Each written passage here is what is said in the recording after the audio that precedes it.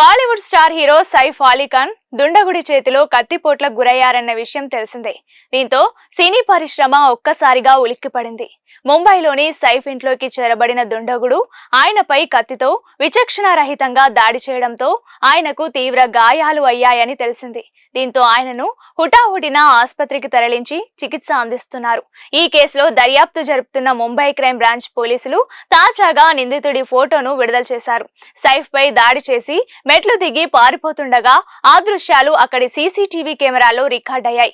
ఆ దృశ్యాల్లోని వ్యక్తి కోసం ప్రస్తుతం ముంబై పోలీసులు గాలిస్తున్నారు. అయితే సైఫ్ పై దాడి చేయాల్సిన అవసరం ఎవరికుంది?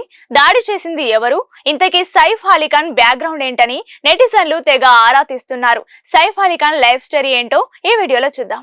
కాగా బాలీవుడ్ స్టార్ హీరోలో సైఫ్ అలీ ఖాన్ ఒకరు. సినిమాల కంటే ముందు ఇతని ఫ్యామిలీ బ్యాక్గ్రౌండ్ చాలా పెద్దది. పటౌడీ రాజవంశానికి వారసుడైన సైఫ్ అలీ ఖాన్ అలనాటి క్రికెటర్ మన్సూర్ అలీ ఖాన్ పటౌడీ సినీ నటి షర్మిలా ఠాకూర్ కుమారుడు. 16 ఆగస్టు 1970న న్యూఢిల్లీలో జన్మించిన ఆయన హిమాచల్ ప్రదేశ్, యూకేలలో చదువుకున్నారు. విద్యాభ్యాసం తర్వాత సినీ రంగ ప్రవేశం చేసిన ఆయన బేకౌడీతో 1992లో బాలీవుడ్ లోకి ఎంట్రీ ఇచ్చారు.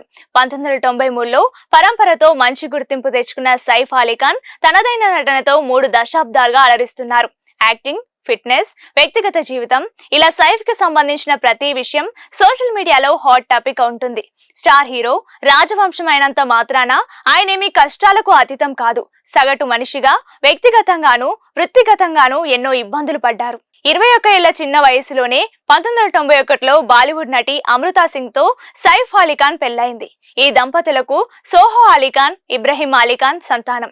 13 ఏళ్ల పాటు కలిసిన ఈ జంట 2004లో విడాకులు తీసుకొని విడిపోయింది. ఈ క్రమంలో సైఫ్ నటి రోసాతో డేటింగ్ చేశారు.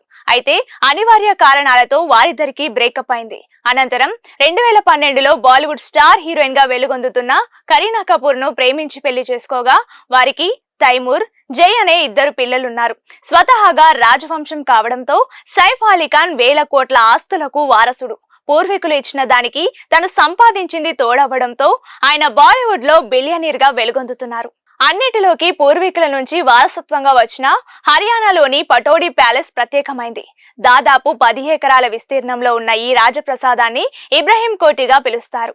ఇందులో 150 గదులు, 7 పడకల గదులు ఉంటాయట. ఈ పటౌడీ ప్యాలెస్ విలువ 1000 కోట్ల పైనే ఉంటుందని అంచనా. ఒక్కో సినిమాకు ఆయన 10 నుంచి 20 కోట్ల రెమ్యునరేషన్ తీసుకుంటారని బీటౌన్ టాక్.